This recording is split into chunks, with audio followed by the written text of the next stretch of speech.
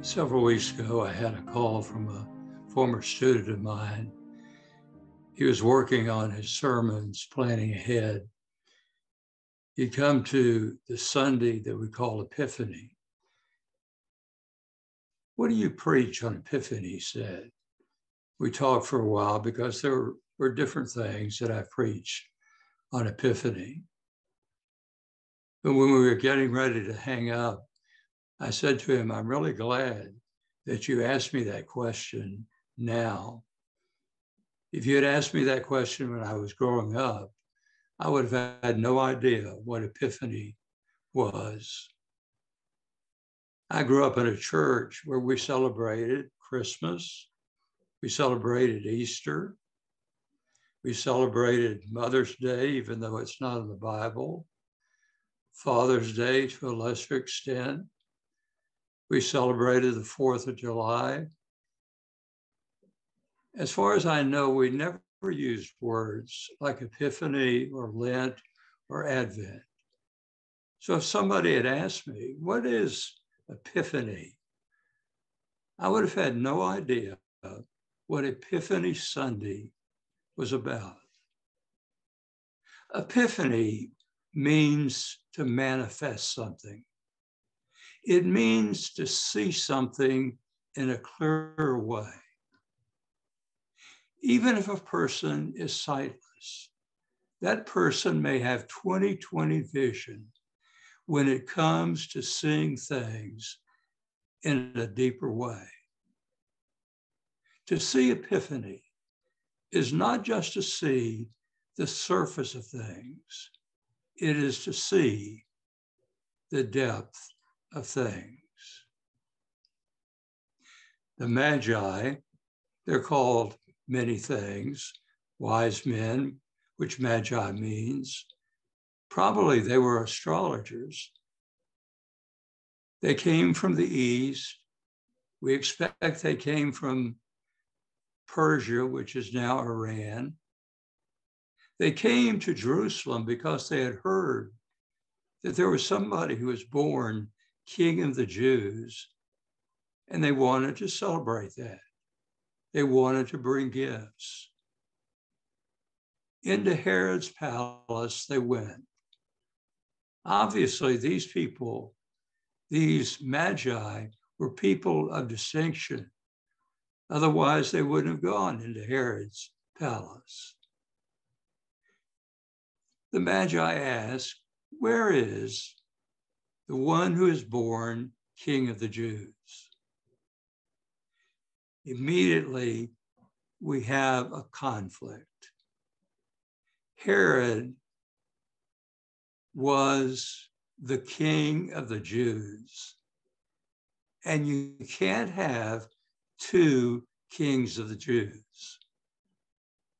"Go find where he is," Herod said, "and when you have found the child, bring me news so that I can go to pay homage to him."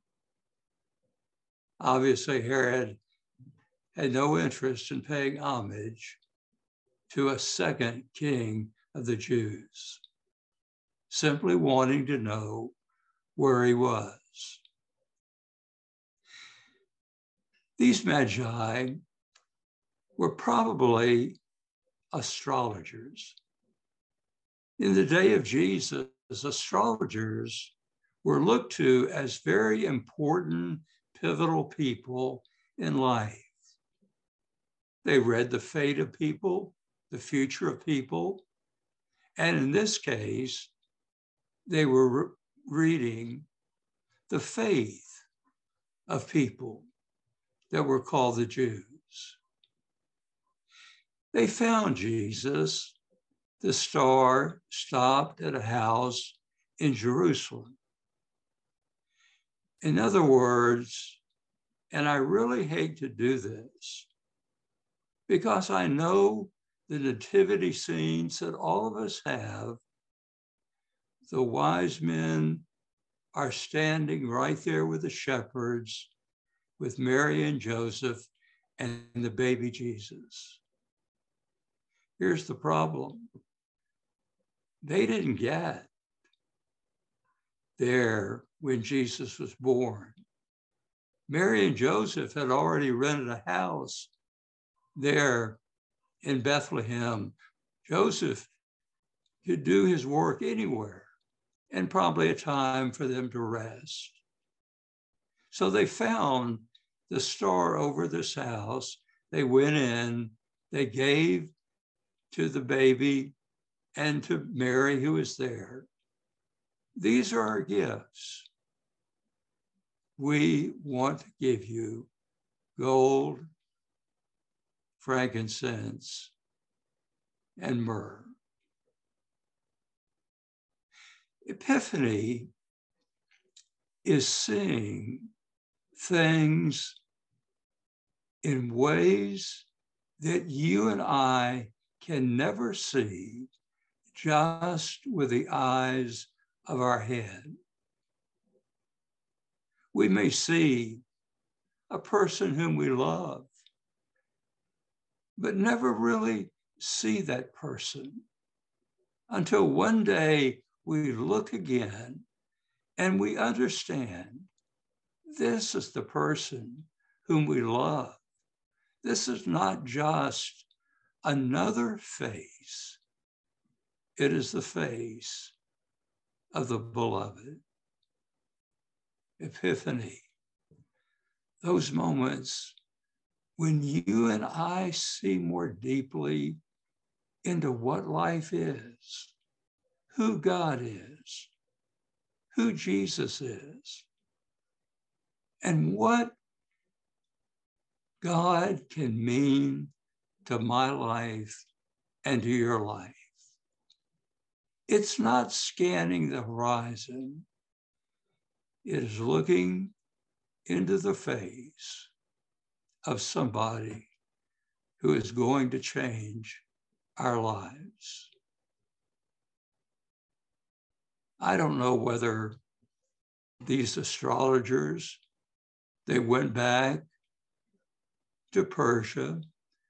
I don't know whether they really were changed or not, whether they went back and said, we've really found a new faith that we want to share with everybody.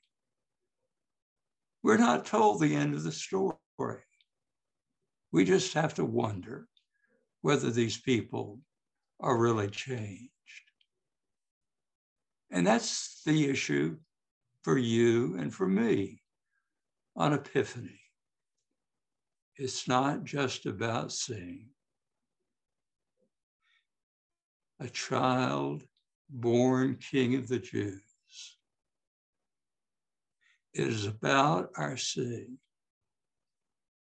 in this Jesus, the one who gives us life, the one who gives us purpose, the one without whom we couldn't live our lives. I hope all of us have an epiphany. I hope we all see who this Jesus can be to my life and to yours. Because if we do, if we really see him for who Jesus is, it will absolutely change our lives. And we'll look again at the world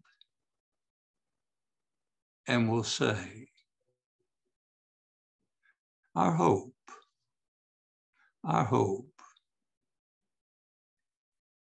is in this one that God has given to us.